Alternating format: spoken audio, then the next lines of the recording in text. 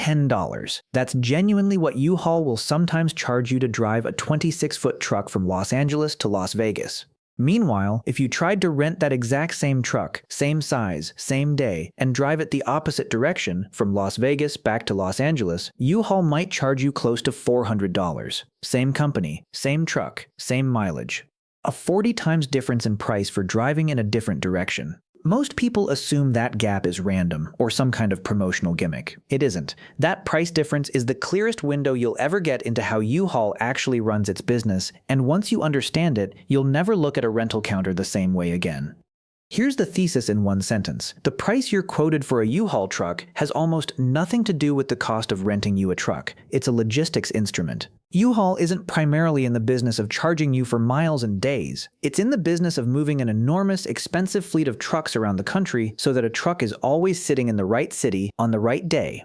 And you, the customer, are the delivery mechanism that makes that possible. Think about the actual physical problem for a second. Way more people move out of expensive, shrinking metro areas than move into them. More people leave a city like Chicago in the middle of winter than arrive in Chicago in the middle of winter. That means, without any intervention, U-Haul's fleet would slowly pile up in some cities and completely vanish from others. Chicago ends up buried in returned trucks nobody wants to rent, while a city like Austin runs out of available trucks by Tuesday afternoon. If U-Haul charged a flat day rate everywhere, that imbalance would only get worse every month, because there'd be no financial incentive for anyone to help fix it. So the company does something clever. It prices the route, not the truck. If a truck is overflowing in one city and desperately needed in another, U-Haul drops the price on that exact route until it's almost giving the truck away, sometimes covering barely more than the fuel cost. On the reverse route, where trucks are scarce and in high demand, the price climbs sharply because U-Haul doesn't actually want that truck to leave that city. Every customer who grabs the cheap one-way deal is unknowingly doing a repositioning job that would otherwise cost U-Haul a driver's wages, fuel, and a full wasted day moving an empty truck across state lines. You get a deal. U-Haul gets free logistics labor. That trade is baked into a pricing engine that updates constantly based on regional supply and demand. Similar in spirit to how airlines or rideshare apps price seats and trips, except here the seat is a 19,000-pound box truck. But here's where it gets interesting, because that pricing engine, clever as it is, isn't actually where U-Haul makes most of its money. Dig into the real financials, and the truck rental itself often runs close to break even, especially in competitive same-city markets where storage chains and small trailer dealers are all fighting for your business with rock-bottom base rates. The truck is basically the loss leader, or at best a thin margin product. The real profit shows up in almost everything attached to that truck once you're already standing at the counter. Start with the protection plan. When you rent, the person behind the counter will almost always ask if you want something called Safe Move, or a similar damage waiver, usually somewhere around $28 a day, sometimes more depending on the truck size. That single add-on is enormous for U-Haul's bottom line, because actual claims on a well-maintained fleet are relatively rare, while the fee gets charged constantly. It's structurally similar to extended warranties on electronics or trip insurance sold at the airport, a product priced for the worst-case customer, sold to almost everyone, most of whom never need it.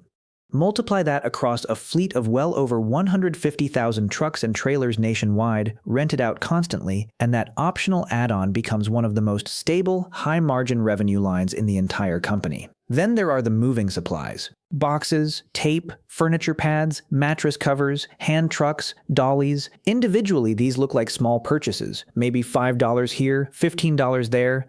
But the markup is steep, often somewhere in the neighborhood of 60 to 70% margin, because cardboard and rope are cheap to produce and U-Haul controls the only counter you're standing at when you realize, 20 minutes before your movers arrive, that you forgot to buy boxes.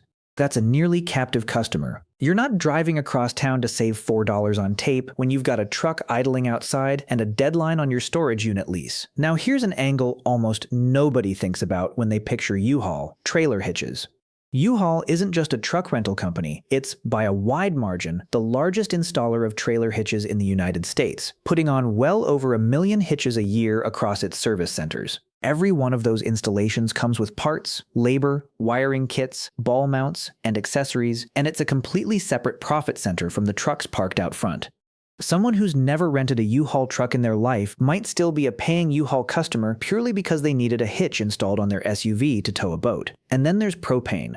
U-Haul is one of the largest propane retailers in the entire country, selling well over 100 million gallons a year through refill stations at its locations. That has nothing to do with moving trucks at all. It's a parallel retail fuel business that happens to share real estate with the rental counters, because once you already have a lot with trucks on it, adding a propane tank and a cashier is nearly free incremental revenue. There's an even quieter one riding around in plain sight. The trucks themselves are billboards. U-Haul has spent decades painting its fleet with what it calls super graphics, giant murals of landmarks and wildlife from different states, rolling across highways in all 50 states at once. Every one of those trucks is functioning as free, mobile, national advertising, driven thousands of miles by paying customers who never get a cent for putting the U-Haul brand in front of every driver stuck behind them in traffic. No other rental company gets its marketing subsidized quite that directly by the people renting the product. So follow the business one more layer deeper, and you start to see the real shape of the company. U-Haul isn't a truck rental service that happens to sell some extras. It's closer to a real estate and retail conglomerate that uses trucks as the hook that gets you onto the property. That real estate angle is bigger than most people realize. U-Haul, through its parent company Amerco, is also one of the largest self-storage operators in North America, with well over 1,500 owned or managed storage facilities. Here's the part that makes it click. The exact moment you're renting a truck to move your stuff is also the exact moment you're most likely to need somewhere to store some of it. So U-Haul puts storage facilities right next to, or built directly into, its truck rental locations, often converting old, cheap, abandoned buildings into storage space. Former Kmart's, old factories, empty big box stores bought for a fraction of their original value, repurposed into climate-controlled storage units that generate recurring monthly rent for years, sometimes decades, off customers who were originally just there to grab a truck for a weekend. That's the part that changes how you should think about this whole business. A truck rental is a single transaction. A storage unit is a recurring subscription that can run for months or years without you ever thinking about it again, quietly billing your card long after the move is finished. One of these is a one-time sale.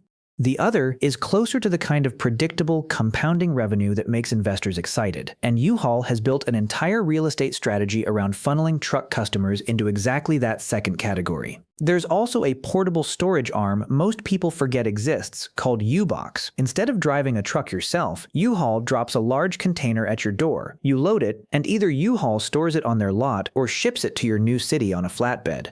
It's positioned as a premium, less physically demanding alternative to a do-it-yourself truck move, and it comes with a correspondingly higher price tag per pound of stuff moved. Same underlying need, moving your belongings, sold as a completely different product with a completely different margin. Now here's a part that sounds almost like a trick question until you hear the answer. What happens to a U-Haul truck once it gets old?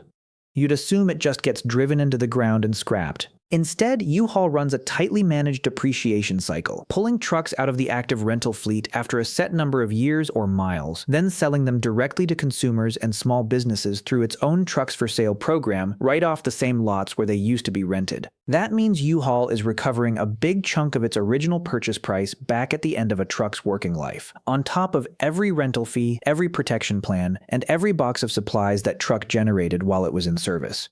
The truck pays for itself multiple times over before it's finally sold off to become someone's contractor van or weekend project. And underneath almost all of this sits something most customers never think to ask about. Who actually insures the protection plan you bought at the counter? The answer, in a lot of cases, traces back to an insurance company sitting under the same corporate parent as U-Haul itself. In other words, the fee you pay for peace of mind on your rental doesn't just disappear into some unrelated third-party insurer's pocket. It often flows into a sister company within the same corporate family, which means the parent company isn't just profiting from moving your stuff, it's also profiting from underwriting the risk of moving your stuff. That's a business selling you the truck, the boxes, the storage unit waiting at the other end, and the insurance policy protecting all of it, essentially all under one roof. So who does this not apply to as heavily? If you're doing a short, local, in-city move, same-day pickup and drop-off, no protection plan, no extra boxes because you brought your own furniture blankets, and you return the truck with a full tank, you're honestly one of the least profitable customers U-Haul has. Local moves are competitive, base rates are thin, and without the add-ons or the one-way repositioning value, that transaction might barely clear a real margin at all.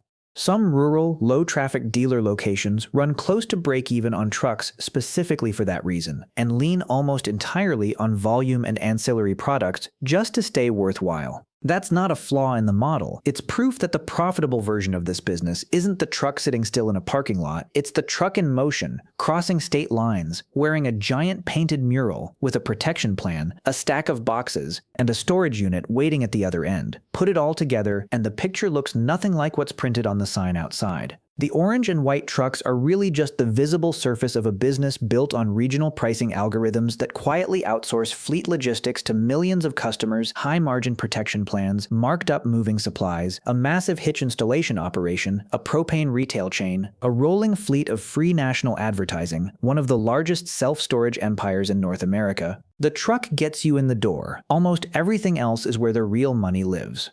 If breaking down the hidden machinery behind everyday businesses like this is the kind of thing you enjoy, hit subscribe, because the next ordinary-looking place you drive past probably has a business model just as strange as this one, and there's a lot more of it waiting to be pulled apart.